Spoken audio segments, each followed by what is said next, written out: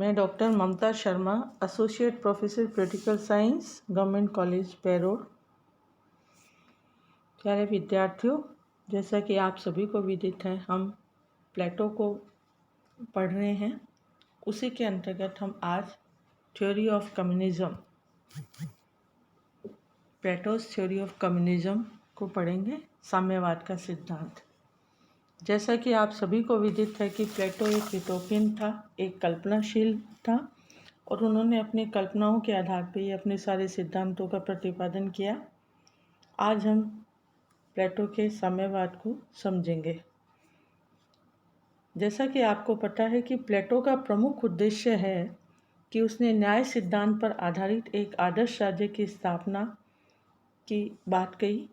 इस महान उद्देश्य की प्राप्ति के मार्ग में 3 गंभीर बाधाएं हैं: अज्ञान, निजी संपत्ति तथा निजी परिवार।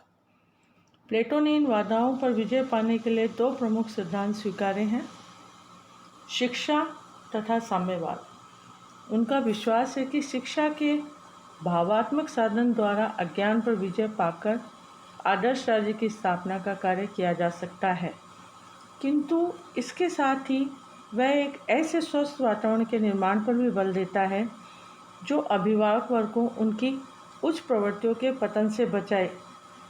इस संबंध में उन्होंने निजी संपत्ति तथा निजी परिवार ऐसे प्रमुख भौतिक आकर्षण हैं जो श्रेष्ठ मस्तिष्कों में भी स्वार्थ एवं पक्षपात का बीज बो देते हैं।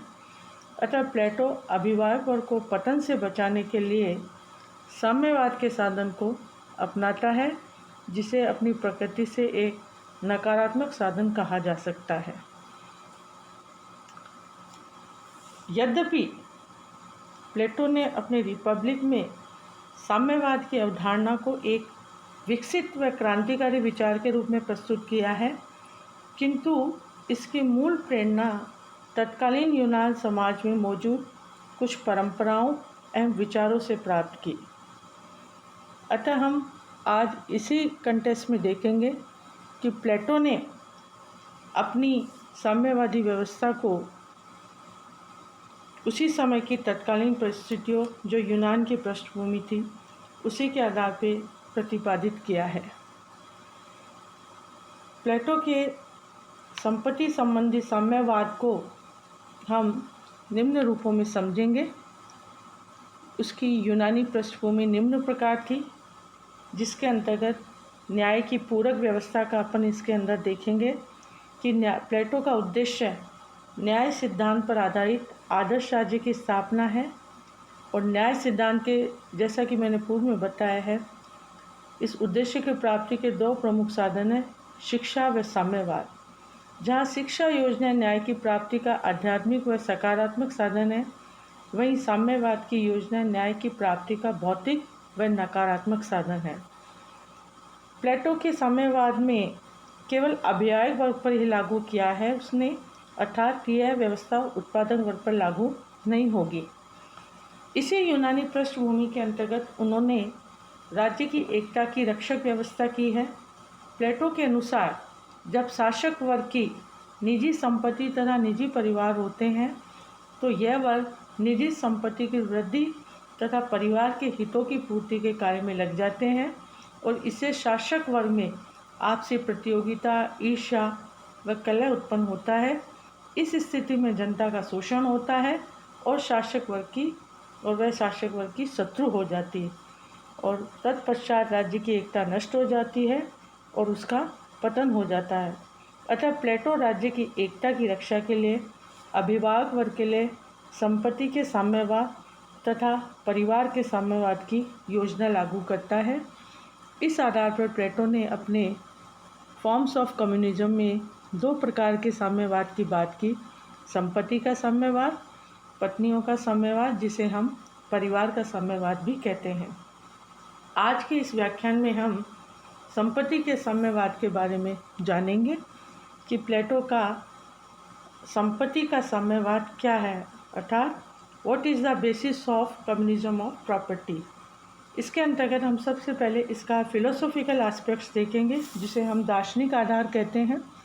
इसके अंतर्गत प्लेटोवादी दर्शन के अनुसार संपत्ति तृष्णा का एक ऐसा प्रतीक है जो भोग की प्रवृत्ति को बढ़ाती है, और दार्शनिक वर्ग व सैनिक वर्ग आत्मा के क्रमशः विवेक व साहस तत्वों से संबंधित होते हैं।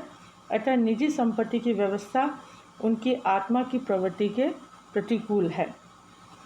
इसी पे उन्होंने साइकोलॉजिकल एस्पेक्ट को बताया है इसी के अंतर्गत कि निजी संपत्ति की व्यवस्था मनुष्य मात्र की उदार प्रवृत्ति पर विपरीत प्रभाव डालती है और व्यक्ति को स्वार्थी बनाती है। यदि दार्शनिक वर्ग एवं सैनिक वर्ग के लिए निजी संपत्ति की व्यवस्था स्वीकार की जाएगी तो उनमें भी स्वार्थ की वृद्धि होगी और क्रमशः उनका विवेक व साहस कुंठित हो जाएगा। इसी के अंतर्गत उन्होंने पोलिटिकल बेसिस की बात की। प्लेटो के अनुसार जब राज सत्ता तथा निजी संपत्ति का संयोग हो जाता है तो राज्य का पतन हो जाता है और शासक वर्ग अपनी धन पिपासा के लिए राज सत्ता का दुरुपयोग करते हैं। अतः प्लेटो राजनीति व अर्थशक्ति के केंद्रीकरण को समाप्त करके शासक वर्ग को केवल राजनीतिक शक्ति देने के पक्ष में है। इस आधार पर हम देखेंगे कि प्लेटो के जो साम्यवाद के जो आधार बताए उन्हीं के आधार पर उन्होंने अपने प्लेटो के संपत्ति के साम्यवाद के निम्न उद्देश्य भी ऑब्जेक्ट ऑफ कम्युनिज्म और प्रॉपर्टी बताए, जिसके अंतर्गत उनके उद्देश्य निम्न प्रकार से हैं। सार्वजनिक हित की वृद्धि करना, राज्य की एकता की रक्षा। इसके अंतर्गत वो बताते हैं कि जब शासक वर्ग के पास निजी संपत्ति होती है तो शासक वर्ग में संपत्ति को लेके आपसी प्रतियोगिता व ईर्ष्या भी हो जाती है और इससे राज्य की एकता में भय उत्पन्न हो जाता है। किंतु संपत्ति के साम्यवाद की योजना शासक वर्ग में इस प्रकार का दोष उत्पन्न नहीं होने देती है और राज्य की एकता की रक्षक सिद्ध होती है। इसी के अंतर्गत प्लेटो ने बताया है कि ये अभिभावक वर्ग के लिए कल्याणकारी है।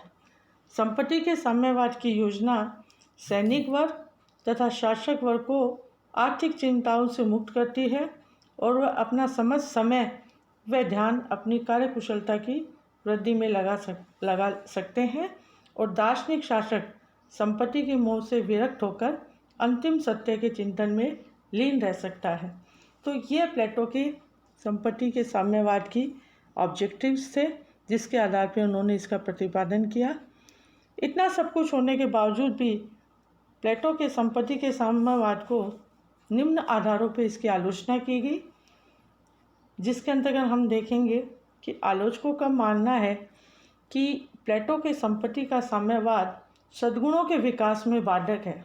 इसके अंतर्गत उन्होंने बताया है कि निजी संपत्ति की व्यवस्था अनेक सद्गुणों के विकास में सहायक होती है, जैसे दान, दया, परोपकार आदि के सद्गुण है। किंतु प्लेटो ने निजी संपत्ति की संस्था के मात्र अवगुणों पर ध्यान दिया है, जो अनुचित है। इसी तरह आलोचकों का मानना है कि इतिहास बताता है कि निजी संपत्ति की संस्था मानव स्वभाव का अंग है, किंतु प्लेटो अभिभावक वर्ग को इस संस्था से वंचित कर देता है। इसी के अंतर्गत उन्होंने बताया कि राज्य की एकता को खतरा। प्लेटो की संपत्ति की साम्यवादी योजना राज्य में एक और संपत्तिहीन अभिभावक वर्ग की रचना करती है तो दूसरी ओर संपत्तिवान उत्पादक वर्ग की। अतः संपत्ति के हितों की दृष्टि से संपूर्ण राज्य दो विरोधी वर्गों में विभाजित हो जाता है और इससे राज्य की एकता को खतरा उत्पन्न होने का भय रहता है। इसके साथ प्लेटो ने इसके अंदर बताया है कि समाज के विकास में भी यह बाधक होती है, क्योंकि निजी संपत्ति की संस्था व्यक्ति में प्रतियोगिता के भाव उत्पन्न करती है और उसे विकास की प्रेरणा देती है, जिससे संपूर्ण समाज का विकास तो होता है, किंतु प्लेटो ने अभिभावक वर्ग को निजी संपत्ति से वंचित करके उसे आर्थिक विषयों से उदासीन बना देता है। लास्टली उन्होंने बताया है कि संपत्ति की समस्याएं सुलझाने में शासक वर्ग असमर्थ होता है। आलोचकों का मानना है कि दार्शनिक शासक वर्ग संपत्तिहीन वर्ग है और इसलिए उसे संपत्ति संबंधी जटिल समस्याओं का उचित ज्ञान भी नहीं होता। इस आधार पर हम देखेंगे कि प्लेटो की संपत्ति संबंधी साम्यवाद को निम्न आधारों पर आलोचकों ने इसकी आलोचना की है और इन्हीं आलोचना के आधार पर हम कहेंगे कि प्लेटो के संपत्ति संबंधी सिद्धांत को अरस्तु ने भी कई आधारों पर नकारा है। अरस्तु के अनुसार प्लेटो का साम्यवाद आध्यात्मिक बुराइयों का भौतिक निदान है, जिससे परिणाम स्वरूप आशानुकूल परिणाम नहीं होते, और प्लेटो का साम्यवाद समाज की वेदी पर व्यक्ति का बलिदान कर देता है, और यह साम्यवाद जीवन के सामान्य अनुभव के विरुद्ध है। उपयुक्त कमजोरियों के बावजूद भी कतिपय लेखक ऐसे हैं जो इन आलोचनाओं को विवेकहीन और इतिहास की उपेक्षा मानते हैं। आज के व्याख्यान में इतना ही है।